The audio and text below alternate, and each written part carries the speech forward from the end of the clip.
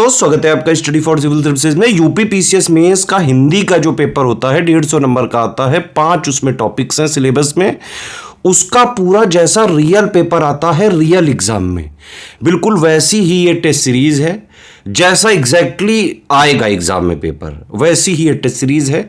Plus उसके model answers भी बताए हैं आर्या मैम ने। एक एक क्वेश्चन का बाकायदा डिटेल्ड एक्सप्लेनेशन देते हुए ये पूरी टेस्ट सीरीज जो है करवाई है। आप लोग इसको अटेम्प्ट करें, एक बार मॉडल आंसर से चेक करें और बताएं कि आप लोग कितने क्वेश्चन जो है, कितना आंसर आपका सही हो पा रहा है। देखिए, मेंस का जो हिंदी का पेपर होता है 150 नंबर का होता है बेटा वो, और उसके मार्क्स रैंक में जुड़ते हैं, है ना, क्योंकि यूपीपीएससी का जो पीसीएस एग्ज़ाम है उसी से आप एसडीएम डीएसपी बन सकते हैं। उसमें फाइनल रैंकिंग बनती है मेंस के 1500 नंबर से और 100 नंबर इंटरव्यू से। उस 1500 में से 150 नंबर का ये मेंस हिंदी है। ध्यान से देखिए इसको, हो सके तो लाइक शेयर जरूर करते रहिए। फीडबैक, कोई कमेंट, कोई सजेशन हो तो प्लीज़ वीडियो में बताएं। यूपी पीसीएस मेंस 1500 नंबर का होता है। 1200 की जीएस हो गई, 150 का ऐसे हो गया, 150 का हिंदी हो गया। सामान्य हिंदी 150 नंबर का, समझ रहे हो। 5 टॉपिक होते हैं इसके सिलेबस में, और ये जो इसके मार्क्स हैं वो रैंक में जुड़ते हैं फाइनल रैंकिंग में। 150 में से 100 से 110 नंबर हिंदी वाले पेपर में आराम से लाए जा सकते हैं। लेकिन ये प्रॉब्लम कई बार देखी गई है कि इंग्लिश मीडियम वाले स्टूडेंट्स के लिए ये थोड़ा सा टफ होता है ये पेपर, इंग्लिश मीडियम वालों के लिए सिर्फ। हालांकि वो भी अगर थोड़ी मेहनत करें तो वो भी आराम से 100-110 ला सकते हैं। करना क्या है वो समझो, इसको इग्नोर मत करना है, इसको इग्नोर करने की गलती मत करना। रैंकिंग ऊपर नीचे हो जाती है और बहुत बार ऐसे हुआ भी है। अच्छे खासे नंबर रहे लोगों के, हिंदी में कम नंबर आए, ऊपर से एसडीएम से सीधा जो है पता लगा एकदम जो है ना डीएसपी मिल रहा है, ना वीडियो मिल रहा है, ना कोई मिल रहा है, एकदम लो पोस्ट पे आ गए। तो ध्यान रखें, इसको अच्छे से इसकी तैयारी करके जाएं। 100 से 110 नंबर का टारगेट लेके ही जाएं। कैसे किया जा सकता है? आराम से किया जा सकता है। इसमें देखिए 5 टॉपिक्स हैं। उसका जो है complete official syllabus latest and pattern के हिसाब से जितना एग्जाम के लिए ज़रूरी है वो पढ़ लें, है ना। वो आपको selection material study for civil services में मिल जाएगा, है ना। आप जो है हमारा पेड ग्रुप ज्वाइन करें, 1500 का है हिंदी का मेंस का। उसमें आपको पूरी हिंदी 150 नंबर का पूरी थ्योरी करवा दी जाएगी, है ना, पूरी अंडरस्टैंडिंग क्लियर कर दी जाएगी। रिकॉर्डेड वीडियोस अभी जस्ट आर्या मैम ने किए हैं रिकॉर्ड, वो दे दिए जाएंगे। हिंदी के टेस्ट भी रिकॉर्ड करके दिए गए हैं पेड ग्रुप में। उसके अलावा हम हिंदी के पीवाईक्यू भी देते हैं विद मॉडल आंसर उसी ग्रुप में। उसको भी आप जो है एक बार लगाओगे तो काफ़ी कुछ चीज़ें क्लियर होंगी। इसके अलावा 10 टेस्ट सीरीज़ हम करवाते हैं। 10 test series with model answer plus checking, feedback, personal guidance, सब कुछ। तो 1500 में आप पूरी हिंदी की मेंस की तैयारी कर सकते हो आराम से। चाहे जितने डाउट पूछो, जितने भी हिंदी के डाउट ने सारे उसमें क्लियर किए जाते हैं। पढ़ाई करो जितना सिलेबस में ज़रूरी है लेटेस्ट एंड पैटर्न के हिसाब से। कोई दिक्कत है डाउट पूछो तुरंत, कोई चीज़ नहीं समझ में आ रही है पीवाईक्यू वगैरह लगाइए, एनालिसिस करिए, कोई चीज़ नहीं समझ में आ रही है डाउट पूछिए, ठीक है। टेस्ट वगैरह भी हम देते हैं, टेस्ट आप दीजिए, मॉडल आंसर देखिए, लिख के भेजिए पीडीएफ बना के, पूरी चेकिंग, पर्सनल गाइडेंस और पूरा फीडबैक दिया जाएगा। पूरी हिंदी की तैयारी हो जाएगी। 150 में से 100 से 110, इवन 115 से भी ज़्यादा नंबर लाए इस ग्रुप को फॉलो करके लोग, ठीक है। तो यूपीपीसीएस मेंस हिंदी के लिए इतना कर लिया अगर आपने, आराम से आप जो है मेंस हिंदी क्लियर कर लोगे। 100 से 110 नंबर आराम से आ सकते हैं। UPPCS mains examination 2025 mock test की हमारी सीरीज चल रही थी और ये 6वां टेस्ट है जनरल हिंदी का। आइए शुरू करते हैं। तो इस 6वें मॉक टेस्ट को आप अगर देखें, इसमें सामान्य निर्देश है, कोई फंसने की आवश्यकता नहीं है, कोई उलझाव नहीं है, सब चीज़ें आप जानते हैं। लेकिन इस चीज़ को अवश्य जानते रहिए, कहीं भी अपना नाम, पता, अनुक्रमांक बिना मांगे नहीं लिखना है। जहां आयोग कॉलम बनाया हुआ है, आपसे कह रहा है, वहीं पर सिर्फ लिखिए। ज़्यादातर ऐसी गलतियां लोग पत्र लेखन में करते हैं, नीचे अपना ही सिग्नेचर मार देते हैं या अपना नाम लिख देते हैं। तो वहां भी संकेत का इस्तेमाल करना है, कोई सिग्नेचर नहीं करना है और किसी भी नाम को नहीं लिखना है जब तक कि कहा न जाए, ठीक। तो ये है आपका अपठित गद्यांश, जिसमें कि समाज की नैतिकता की चर्चा हो रही है। कहा गया कि समाज में नैतिक विकास में शिक्षा की भूमिका अत्यंत महत्वपूर्ण है। शिक्षा केवल पुस्तकीय ज्ञान प्रदान करने का माध्यम नहीं है, बल्कि व्यक्ति के चरित्र का निर्माण करने का सशक्त साधन भी है। निसंदेह है, सच्ची शिक्षा मनुष्य में सत्य, करुणा, सहिष्णुता और कर्तव्य बोध जैसे मानवीय मूल्यों का विकास करती है। आज के प्रतिस्पर्धात्मक युग में शिक्षा का उद्देश्य केवल रोजगार प्राप्त करना मान लिया गया है, जिसके कारण मूल्य आधारित शिक्षा पीछे छूटती जा रही है। जब शिक्षा में नैतिकता और सामाजिक उत्तरदायित्व का समावेश नहीं होता, तब व्यक्ति ज्ञानवान होते हुए भी संवेदनहीन बन सकता है। संवेदना विहीन बन सकता है। इसके लिए विपरीत नैतिक शिक्षा व्यक्ति को सही और गलत में, माफ कीजिएगा, इसके विपरीत मतलब इसके उलट, ये तो एक पक्ष हो गया। दूसरा ये है कि इसके उलट नैतिक शिक्षा व्यक्ति को सही और गलत में भेद समझाती है, मतलब सही और गलत के बीच का अंतर बताती है तथा उसे समाज के प्रति उत्तरदायी बनाती है। अतः शिक्षा प्रणाली में नैतिक मूल्यों का समावेश समय के साथ, माफ कीजिएगा, समय की अनिवार्य आवश्यकता है ताकि संतुलित, संवेदनशील और चरित्रवान नागरिकों का निर्माण हो सके। ठीक, जो चरित्रवान नागरिक हैं उनका निर्माण हो सके। तो अब यहाँ पर इसको हमें देखना होगा गद्यांश को ठीक से, तभी हम इसका शीर्षक चुन पाएंगे। इसमें बार बार कहा जा रहा है कि समाज में जो नैतिक विकास है वो कैसे होगा, शिक्षा के माध्यम से होगा, यानी नैतिक मूल्यों का विकास शिक्षा से ही हो सकता है, बशर्ते कि शिक्षा प्रणाली में नैतिक मूल्यों को वरीयता दी गई हो, नैतिक मूल्यों को महत्व दिया गया हो। ठीक है, तो शिक्षा प्रणाली में नैतिक मूल्यों का समावेश समय की आवश्यकता है। तो यहाँ पर आप नैतिक शिक्षा इसका शीर्षक चुन लीजिए। ठीक है, नैतिक शिक्षा यानी नीतिगत शिक्षा, जिसमें कि नैतिक मूल्य अपने आप समावेशित हो जाएंगे, ये शीर्षक हो जाएगा। आगे इसमें कहा जा रहा है सच्ची शिक्षा, ये देखें, सच्ची शिक्षा चरित्र निर्माण का सशक्त साधन है। तो वास्तव में है, अगर शिक्षा सही अर्थों में ग्रहण की जा रही है, वास्तविक है, तो इसका मतलब है कि वो चरित्र को निर्मित करने में सक्षम है, अच्छे चरित्र को गढ़ने में सक्षम है। और ऐसी शिक्षा हर मनुष्य को प्राप्त करनी चाहिए, हर मनुष्य के अंदर ऐसी शिक्षा का विकास होना चाहिए। तो सच्ची शिक्षा चरित्र निर्माण में सहायक है। अब इसमें आप इसको जब व्याख्या करके फैलाएंगे, क्योंकि इसकी व्याख्या आपको करनी है, फैलाना है इसको, तो थोड़ा लंबा लिखना होगा। तो उसमें ये चीज़ जरूर जोड़ दीजिएगा कि आज के समय की जो शिक्षा है वो रोजगार परक या फिर पैसे कमाने के लिए दी तो अवश्य ही जा रही है, लेकिन उसमें नैतिक मूल्यों का तत्काल में अभाव दिखाई दे रहा है। और नैतिक मूल्यों से विहीन शिक्षा मनुष्य को टिकाऊ विकास नहीं दे सकती है। तो अगर हमें स्थिर विकास करना है, हमें एक सशक्त भविष्य का निर्माण करना है, तो हमें जो नीतिगत शिक्षा है, चारित्रिक शिक्षा है, मूल्य आधारित शिक्षा है, जिसमें कि मानव मूल्यों को वरीयता दी जाती हो, ऐसी शिक्षा को बल देना होगा, उस पर काम करना होगा। इसके बाद आप देखें, गद्यांश के आधार पर स्पष्ट कीजिए कि मूल्य आधारित शिक्षा समाज के लिए क्यों आवश्यक है। यह भी व्याख्यात्मक प्रश्न ही है, तो इसमें 5 नंबर के हिसाब से इसको फैला दीजिएगा। गद्यांश के आधार पर, यानी गद्यांश के जो विचार हैं उन्हीं से तारतम्य बिठाते हुए हमें यहाँ पर बात करनी है। हमें लेखक के विचारों का कहीं से भी विरोध नहीं करना है। ठीक है, तो गद्यांश अवबोधन में तो ये आमतौर पर पहले से ही होता है भाई, आपको ये हमेशा ध्यान रखना होता है कि जो लेखक कह रहा है उसके विचारों के साथ ही हम लोग मिलकर काम करें। ठीक है, लेखक के विचारों के अगेंस्ट न जाएं, उससे अलग होकर काम न करें। तो हमें यहाँ पर ये ध्यान देना होगा कि जिस क्रम में बात को कहा गया है उसी क्रम में जब हम पढ़ें, और उसी क्रम में पढ़ना भी चाहिए। ये नहीं कि नीचे का थोड़ा पढ़ा फिर ऊपर चले गए गद्यांश में, एक क्रम से पढ़ना चाहिए, पहली पंक्ति, दूसरी पंक्ति, तीसरी, ऐसे करके थोड़ा समय लेकर।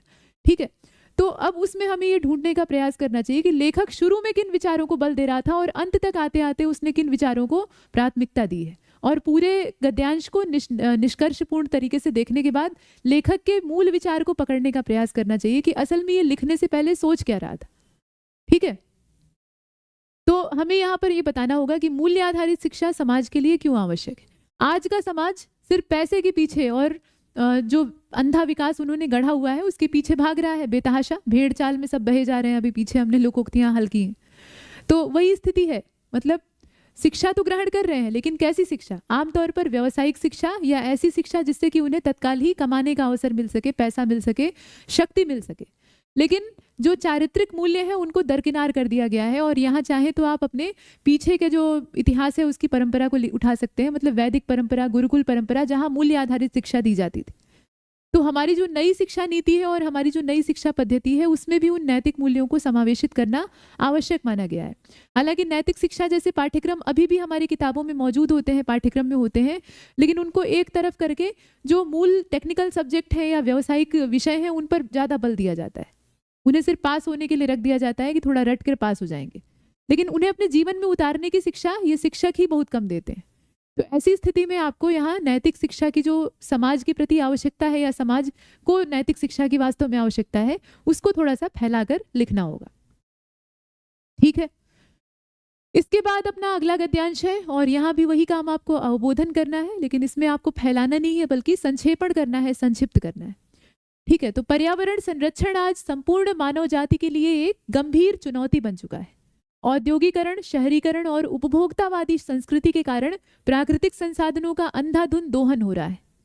वनों की कटाई, जल प्रदूषण, वायु प्रदूषण और जलवायु परिवर्तन ने पृथ्वी के संतुलन को बिगाड़ दिया है और इसका सीधा प्रभाव मानव स्वास्थ्य, कृषि और जैव विविधता पर पड़ रहा है। पर्यावरण केवल मानव की संपत्ति नहीं बल्कि भावी पीढ़ियों की धरोहर भी है। यदि वर्तमान पीढ़ी ने प्रकृति के प्रति उत्तरदायित्वपूर्ण व्यवहार नहीं किया, अपने निजी दायित्व को नहीं समझा, तो परिणाम क्या होगा? आने वाली पीढ़ियों को गंभीर संकटों का सामना करना पड़ेगा। अतः पर्यावरण संरक्षण के लिए व्यक्तिगत जागरूकता, सामाजिक सहभागिता और सुदृढ़ सरकारी नीतियों की आवश्यकता है। सतत विकास की अवधारणा को अपनाकर ही मानव, प्रकृति मतलब मनुष्य और प्रकृति दोनों के बीच का संतुलन बनाया जा सकता है और संतुलन को स्थापित किया जा सकता है। तो अब यहाँ पर आपको संक्षेपण करना है, इसे छोटा करके लिखना है। देखिए, पर्यावरण संरक्षण से संबंधित ये पूरी बात कही गई है। अभी पीछे जब हमने पिछला मॉक टेस्ट हल किया था तो उसमें भी कुछ ऐसे ही मिलता जुलता एक पैराग्राफ था। हमें ये कहना होगा, इसमें संक्षेपण तो आप बाद में कीजिएगा, इस गद्यांश का मतलब क्या है। तो पर्यावरण संरक्षण आज के समय में संपूर्ण मानव जाति के लिए एक गंभीर चुनौती बन गया है, ठीक। और शहरीकरण और उपभोक्तावादी संस्कृति के कारण परिणाम ये हुआ है कि प्राकृतिक संसाधनों का दोहन हो रहा है। तो हम ये स्पष्ट तौर पर देख पा रहे हैं कि पर्यावरण केवल मनुष्य की अपनी संपत्ति नहीं है। मनुष्य के सामने यही समस्या है। वो बौद्धिक प्राणी है, मतलब बुद्धि उसके पास ढेर सारी है, तो वो सारे जीवों में अपने आप को सर्वोपरि समझता है, सर्वश्रेष्ठ समझता है। उसे ये लगता है कि प्रकृति में जितनी चीजें हैं वो सब उसी की हैं। ये पूरी जमीन, ये सारे जंगल, सारे जल स्रोत, सारे प्राकृतिक संसाधन उसी के हैं। उनको वो मनमाने तरीके से इस्तेमाल करता है, जितनी उसकी खुद की आवश्यकता है उससे कहीं ज्यादा। और बाकी प्राणियों को देखिए, जितनी उनकी जरूरत है उतना ही वो यूज किए, उसके बाद फिर वहां से हट गए। किसी भी हाथी को या किसी भी गाय भैंस को आपने पानी पीते देखा है? तो पानी पीने के बाद ऐसा तो होता नहीं है कि वो स्टोर करके बॉटल में भर कर लेकर चले जाते हैं या फिर टंकी भरने लगते हैं। कुछ प्राणी ऐसा करते हैं, जैसे ऊंट पानी को स्टोर करता है, लेकिन वो भी ऐसा नहीं है कि वो टैंक भरता है और समरसेबुल लगवाता है मनुष्य की तरह। मतलब जितनी जिसकी आवश्यकता है, भले ही उसके बाद अगले दिन उन्हें फिर से भोजन जुटाना पड़े, लेकिन तात्कालिक आवश्यकता जिस प्राणी की जितनी होती है वो प्रकृति से उतना ही लेता है, उससे एक रत्ती भी ज्यादा नहीं लेता है। ये प्रवृत्ति सिर्फ मनुष्य में है। इसीलिए बहुत बार लोगों को शंका होती है कि मनुष्य इस धरती का नहीं है, ये बाहर से आया है, एलियन। तो वो तो अलग चीज है, ये सब फैंटेसी है, कल्पना है, और सत्य है या नहीं ये भी कोई नहीं जानता। लेकिन कुल मिलाकर मनुष्य की जो प्रवृत्ति है ना, ये हड़पने वाली है। दूसरे के जो अधिकार हैं, दूसरे के जो संसाधन हैं, उनको भी हड़प कर हम उस पर कब्जा जमा कर बैठ जाएं, ऐसा नेचर। तो इस वजह से ये जो उपभोक्तावादी प्रवृत्ति है, ये प्रकृति को बहुत ज्यादा नुकसान पहुंचा रही है। मनुष्य को ये समझना होगा कि पर्यावरण उसका सहचर है और वो उसकी अकेले की जागीर नहीं है, उसकी भावी पीढ़ियां, और सिर्फ उसी की पीढ़ियां क्यों, बाकी जो जीव जातियां हैं वो सब उसी पर्यावरण के भरोसे हैं। तो संसाधनों को उसी तरीके से इस्तेमाल किया जाए कि वो टिके रहें, बने रहें सबके लिए। ये नहीं कि अपने तो हम डूबेंगे और तुम्हें भी ले डूबेंगे, सबको लेके डूब जाए। तो पर्यावरण संरक्षण के लिए व्यक्तिगत जागरूकता, सामाजिक सहभागिता और सुदृढ़ सरकारी नीतियों की आवश्यकता है, और ये तीनों ही ढीले, इसलिए विनाश बड़े पैमाने पर हो रहा है, पहले से कहीं ज्यादा। सतत विकास की अवधारणा पर बल दिया गया है। तो गद्यांश का आपको संक्षेपण करना है। आप लिखिए कि सतत विकास ही आज के समय की सारी समस्याओं का समाधान है। प्रकृति का जितना दोहन और विनाश हमने किया है, उसकी प्रतिपूर्ति एकमात्र सतत विकास के माध्यम से ही हो सकती है। अर्थात हम प्रकृति से उतना ही लें जितना कि हमें आवश्यकता है, उतने ही संसाधन इकट्ठे करें, और बाकी जो संसाधन है उनके विषय में मनुष्य को यह सोचना होगा कि अकेले उन संसाधनों पर उसी का अधिकार नहीं है, बाकी जीव जातियां भी उन्हीं के भरोसे, ठीक। तो इस तरीके से आप संक्षेपण कर सकते हैं। आगे आप देख रहे हैं, कहा गया कि पर्यावरण भावी पीढ़ियों की धरोहर है। पर्यावरण जो है ये भावी पीढ़ियों की धरोहर है, यानी आने वाली पीढ़ियां जो है वो भी उसी के सहारे अपना जीवन यापन करेंगी। मतलब आप आज के समय में अपना गुजारा कर रहे हैं, और आने वाली जो पीढ़ियां हैं वो क्या करेंगी? वो दूसरी पृथ्वी खोजेंगी। संभव है? नहीं ना। पृथ्वी यही है, संसाधन सीमित है, और हम चाह रहे हैं कि जितने हैं संसाधन, जितनी भी रिसोर्सेज हैं, उनको हम खंगाल कर अपने लिए यूज कर लें, कितना हम उससे मुनाफा कमा लें। और एक समय ऐसा आएगा कि वो खत्म हो जाएंगे। तो जो अन्य जीव जंतु हैं, अन्य जीव प्रजातियां हैं, या हमारी ही जो पीढ़ियां हैं, वो आगे क्या करेंगी, कहाँ जाएंगी?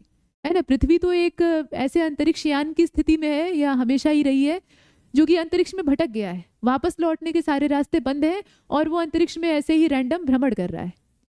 अब उसके अंदर सीमित खाना है, सीमित ऑक्सीजन है, सब कुछ, पानी भी जो है वो लिमिटेड है। वो जिस दिन खत्म होगा उस दिन जितने अंतरिक्ष यान के अंदर रहने वाले लोग हैं वो सब समाप्त हो जाएंगे। तो वही हाल पृथ्वी का भी है, कहीं बाहर जाने का विकल्प नहीं है। वो हम ख्वाब देखते हैं कि दूसरी आकाश गंगा में कोई एलियन रहते होंगे, वहां हम चले जाएंगे, या फिर किसी उपग्रह पर, किसी ग्रह पर पानी पाया जा सकता है। भाई वो सब बहुत दूर की बात है, उतने दूर तक आप जिंदा रहेंगे तब ना, उस लंबे समय तक। अभी इतनी जल्दी कुछ नहीं होने वाला है। आप चांद पर जमीन खरीद लीजिए, क्या घर बनवा लेंगे? कैसे रहेंगे, है ना? तो अभी वो संसाधन हमारे पास है नहीं, दुनिया के बड़े बड़े देशों के पास नहीं है, भारत तो बहुत पीछे है उस मामले में। तो ऐसी स्थिति में अभी तात्कालिक विकल्प क्या है, और विनाश तो सामने ही खड़ा है। तो हमें सचेत होना होगा, ठीक है?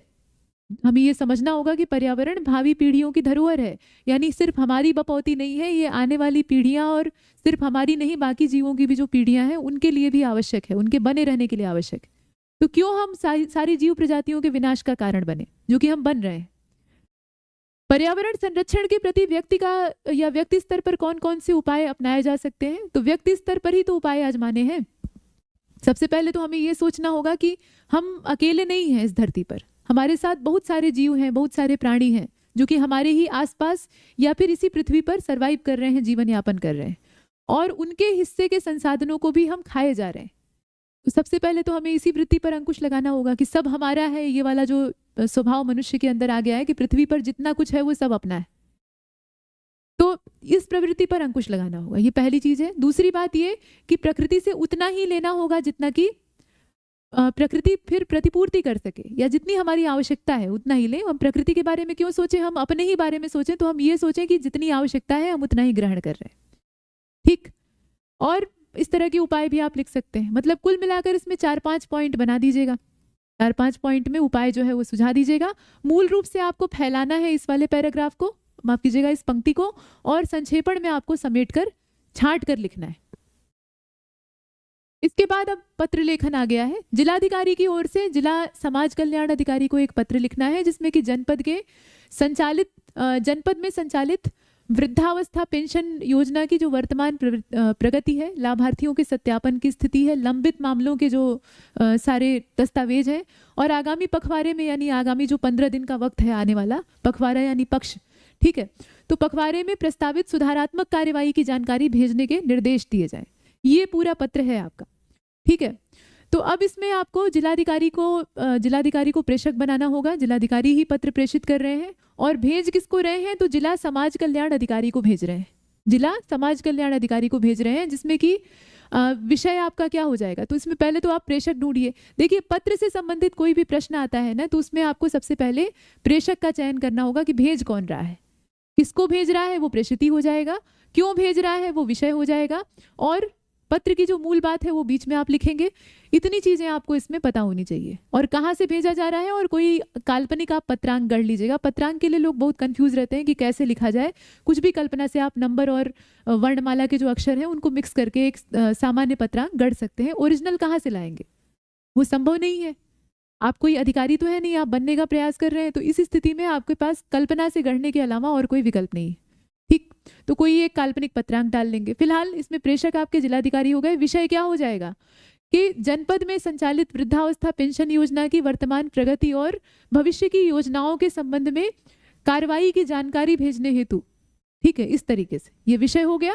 उसके बाद उसी बात को फैलाकर आप मेन बॉडी में लिख दीजिएगा, नीचे जिलाधिकारी से हस्ताक्षर करवा दीजिएगा। अगला जो पत्र आप देख रहे हैं वो है जिला कार्यक्रम अधिकारी यानी बाल विकास सेवा और पुष्टाहार वाले जो हैं उनकी ओर से एक आदेश आपको जारी करना है, ठीक है? मतलब ये कार्यालय आदेश या आदेश का फॉर्मेट रहेगा जैसा कि आप हमेशा बनाते हैं, और उसमें भेजने वाले प्रेषक कौन है? ये जिला कार्यक्रम अधिकारी, उन्हीं का कार्यालय है, उन्हीं के कार्यालय की ओर से ये प्रेषित किया जाएगा। कोई एक कॉमन आप मतलब कोई भी ऐसे चुनकर पत्रांक, मतलब आदेश संख्या जो है उसको एकदम शीर्ष पर या तो लिख दीजिएगा, और नहीं तो दाहिनी ओर कोने में लिख दीजिएगा। उसके बाद जब सारा आप ऊपर कार्यालय का आता पता दिनांक वगैरह डाल लें, तो इसके बाद यहाँ पर आप हेडिंग डालेंगे आदेश, ठीक है? कार्यालय आदेश या आदेश, इसमें आदेश लिखा हुआ है तो आदेश ही हेडिंग डाल दीजिए, और उसके बाद फिर उसमें जो मूल बात है उसको लिख देंगे। देखिए, आदेश या कार्यालय आदेश जो है वो एक तरफा होता है, बात को कह के और छोड़ दिया जाता है सामने वाले पर और ये मान के चला जाता है कि वो मानेगा ही मानेगा, मतलब वो इस चीज पर अमल करेगा ही करेगा, इससे बरी नहीं हो सकता है, बाहर नहीं आ सकता है।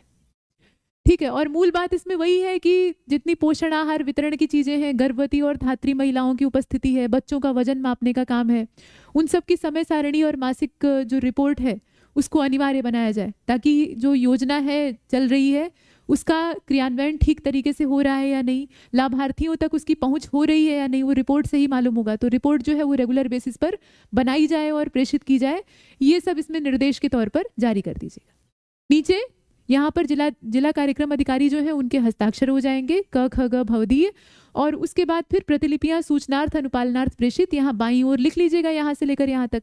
प्रतिलिपियों के लिए 1 2 3 4 करके ऐसे जगह छोड़ दीजिएगा, स्थान बना लीजिएगा, और उसके बाद फिर यहाँ थोड़ा नीचे आकर दाहिनी ओर आज्ञा से, और आज्ञा से एक बार फिर जिला कार्यक्रम अधिकारी, ऐसे करके हो जाएगा। ठीक है, आगे चलते हैं।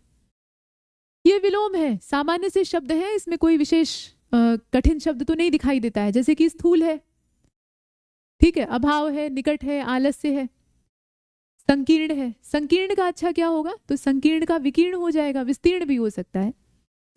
अच्छा, स्वीकृति, निर्भर, निर्भर, ठीक है, स्वीकृति, कठोर, असफल, अस्थिर, इस तरीके से है। 10 नंबर का होता है, 10 सामान्य से शब्द दिए हुए हैं। और हाँ, एक चीज और है कि एक शब्द के एक से ज्यादा विलोम हो सकते हैं। कैसे हो सकते हैं, तो एक शब्द है और उसके एवज में एक ही मूल शब्द उसका विलोम होगा। मतलब विलोम कई तरीके से बनाए जाते हैं ना, उपसर्ग से भी बनाया जाता है, लिंग परिवर्तन से भी बनाया जाता है, और शब्द ही बदल दिया जाए, कोई नया शब्द ले आकर उसके एवज में रख दिया जाए जो कि उसका उल्टा अर्थ प्रकट करता हो, तो वो भी विलोम हो जाएगा। तो इसमें मूल शब्द से बनने वाले विलोम का तरीका भी हो सकता है, उपसर्ग से भी आप बना सकते हैं। तो मान लीजिए एक ही शब्द के लिए आपने एक मूल शब्द चुना और एक उपसर्ग चुना, मतलब उपसर्ग से विलोम बनाए और दोनों को लिख दिया, तो कोई दिक्कत नहीं है, 2 भी लिखा जा सकता है, उसमें कोई समस्या नहीं होगी। इसके बाद आगे बढ़ते हैं। यहाँ देखें, प्रत्यय आपको चुनना है, सेवक, सज्जनता, निर्धनता, बालपन, मित्रता, वीरता, उदारता, ज्यादातर ता प्रत्यय, अक प्रत्यय, आवट प्रत्यय, आइन प्रत्यय, इस तरह के जो है ना ये ज्यादा इस्तेमाल किए जाते हैं। पवित्रता, महानता, इसमें तो सब में ता प्रत्यय ही आपको दिखाई दे रहा है।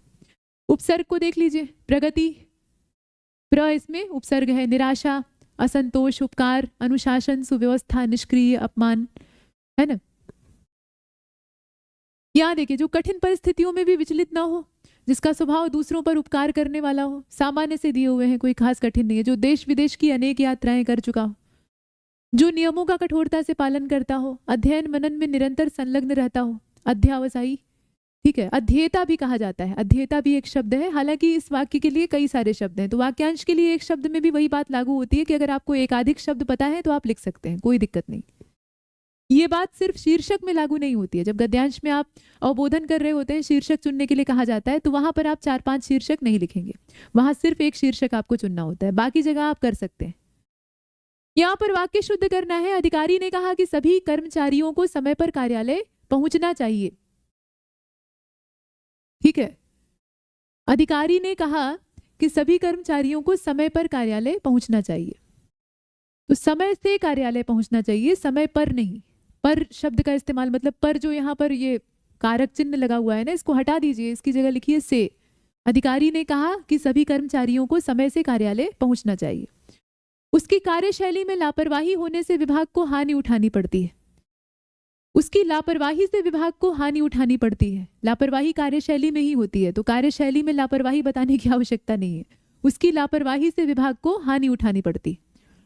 प्रधानाचार्य ने बताया कि परीक्षा परिणाम शीघ्र घोषित किया जाएगा,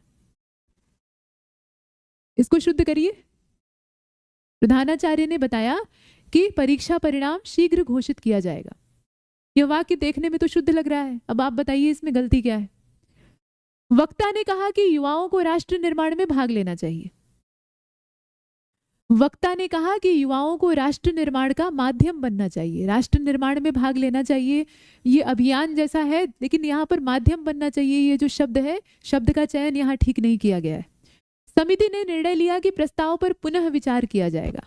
समिति ने निर्णय लिया कि प्रस्ताव पर पुनर्विचार किया जाएगा, पुनः विचार नहीं बल्कि पुनर्विचार किया जाएगा। इस शब्द को शुद्ध करना होगा यहाँ पे, ठीक है। तो ये वाक्य हो गया। इसके बाद है वर्तनी, दृष्टि लिखा हुआ है, दृष्टि होता है और दृष्टि पर ट पर छोटी की मात्रा होती है, ट पर छोटी की मात्रा होती है। आवश्यक नहीं है, आवश्यक होता है। उत्तरदायित्व होता है। व्यवस्थित यहाँ लिखा हुआ है, इसमें आधा स रहेगा, पूरा स नहीं रहेगा, है ना। पर्यावरण ठीक लिखा हुआ है, निरक्षरता भी ठीक लिखा हुआ है। इसके बाद आत्मविश्वास भी सही है। स्वाधीनता में ध पर बड़ी की मात्रा रहेगी। संपन्न ऐसे नहीं लिखा जाता है, इसको आप लिखने का तरीका ऐसे लिखते हैं, है ना। अनुशासन ठीक लिखा हुआ है।